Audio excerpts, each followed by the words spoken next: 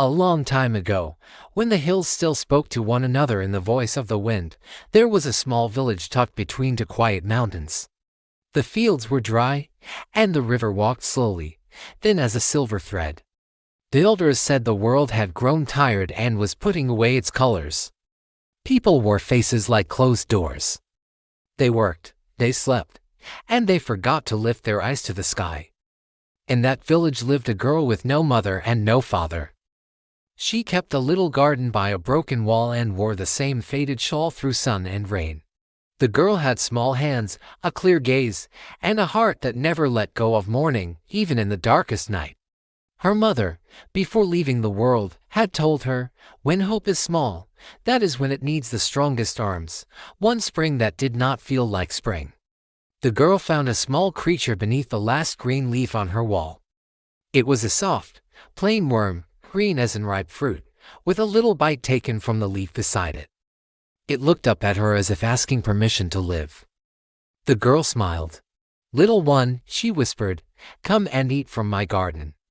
If I can share a crust of bread with a stranger, I can share a leaf with you." The neighbors laughed. "Why feed a thing that takes and takes? Look at it. It crawls on its belly and gives nothing back. Pull it away and crush it." Leaves are precious now, but the girl shook her head. "Every life has a secret door," she said, repeating her mother's words. "Perhaps this one will open if we do not lock it." So she let the worm eat. Day by day it grew fat and slow. It was not lovely to look at. It chewed loud and left tiny holes in the leaves as if the garden were a sky where it ate the stars. Still the girl fed it, holding tender greens for it when the earth was stingy. "Such a foolish heart," muttered the baker's wife. "You plant and tend, and then you give your harvest to a greedy worm." A boy threw a clod of dirt at the worm, but the girl cupped her hands over it and took the dirt on her knuckles instead. "Go on," she said softly, "eat while yours is here." One evening, as the sky turned to ashes and the first star trembled awake, the worm went very still. It lifted its head as if listening to something far away. Then, from its own small body, it drew out a pale silk and began to wind it around itself. Round and round it went, wrapping its fat body in a soft, shining house. The girl watched, breathless. By dawn, the worm was gone, sealed inside a gray-white cradle that hung from the leaf by a thread. The boy from the lane peered over the wall. "It has died," he said. "All your care for nothing." Others came to see, and they shook their heads. "This is what comes from feeding the useless. Now you have nothing but a husk." The girl felt sorrow rise in her like a cold tide. She touched the little house. It was smooth and still. "If you are gone," she told the hidden worm, "then go with my blessing. If you are not gone, then sleep and be strong." Days passed. The wind grew sharp and threw dust down the lanes. Once, a storm rolled down from the mountains and tore at the garden with rough fingers. The little house trembled on its delicate thread. The girl took off her shawl and draped it over the branch so it would not snap. Her shoulders took the rain that night, but she did not complain. Another day, a lean cat came to bat the hanging cradle with a curious paw. The girl picked up a stick and shooed it away. She sang to the small house at dusk, though her voice shook and she did not know why she sang. "Sleep, little one," she would murmur, "for the world is long, and many days have yet to open." An old wanderer came by the well and watched the girl keeping watch over a thing most would have forgotten. He nodded as if seeing something he had been seeking. "Do not cut the house," he told her, "even if your hands itch to help it open. The struggle is the way the wings learn strength." "I will remember," she said. At last there came a morning when the wind smelled different, like a promise kept. The girl woke before the rooster's cry. In the cool light, she saw the small house shiver as if it felt a dream. She ran to it and stood very still.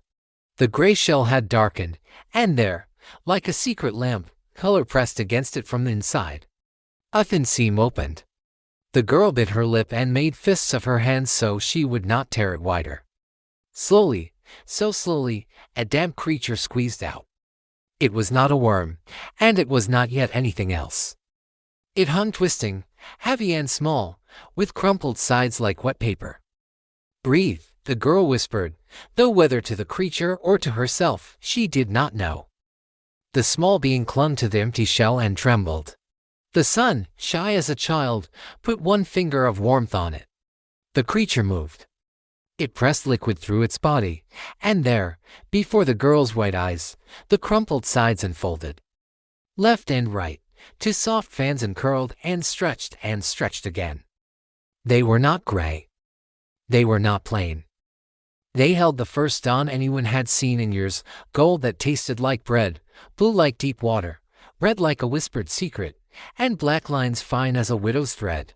The colors flashed and settled, shone and deepened, as if they remembered the day when the world was painted. The first butterfly lifted its new wings and shook them to the rhythm of the earth. It rested, then pressed air beneath itself and rose. It circled the girl's head as if greeting a friend. A drop of her earlier tears lay on the edge of the leaf. The butterfly drank it, and when it rose again, a bright mark like a tiny eye shone on its wing. So it would never forget the ones who wept for it. The butterfly flew through the village. Wherever it paused, a flower dared to open. It touched a thorn bush, and a single white blossom appeared. It brushed a dead stalk, and green thought about returning. People came out of their doors and shaded their eyes, struck dumb by the color that could not be borrowed or bought, only beheld. The girl followed it as it danced over fences and streams. It came back to her garden and rested on her bare shoulder, warm as a promise. Though it had no human tongue, she heard it all the same, as one hears the river in a shell. "Because you did not crush the small and the plain," said the voice without words, "the small has become a wonder, and the plain carries the morning. Because you waited while the house was shut, the house has opened not only for me but for many. Look," the butterfly laid small pale beads under the leaves, one by one, like drops of moon on green. "From these," said the voice, "others will come, little crawlers, hungry and near to earth. People will despise them and say they spoil the garden. But if you remember and tell them to wait, those that seem only to eat will one day bear colors again. We are the breath of patience made visible." Then the first butterfly flew upward and joined the road of the wind, visiting fields and hills, waking flowers and hearts. The village, once dull as a closed book, learned again to turn its pages. Children ran with laughter in their feet. The baker's wife, who had mocked, brought the girl a warm loaf. The boy who had thrown dirt lowered his eyes. The old wanderer smiled and went on his way, knowing his work was done.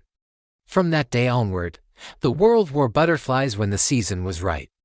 People found the little eggs, the greedy crawlers, the silent houses hanging like lanterns.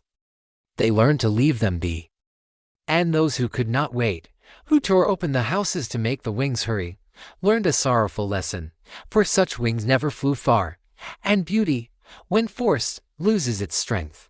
The girl grew into a woman with lines at the corners of her eyes that looked like sunbursts. She taught the children the song she had sung to the small house and told them the tale of the first butterfly every spring. "Let your hearts be like gardens," she would say. "Feed the small, stand watch, and do not be afraid of the quiet where change takes place." So the elders tell this story still, in villages and under trees. They say that when you see a butterfly settle near you, it is hope asking for a place to rest. And the moral is this: what is lowly today may be glorious tomorrow. What is hidden may be remade in silence. Do not despise small beginnings. Do not break open what is still becoming. And do not forget that patience and kindness give wings to hope.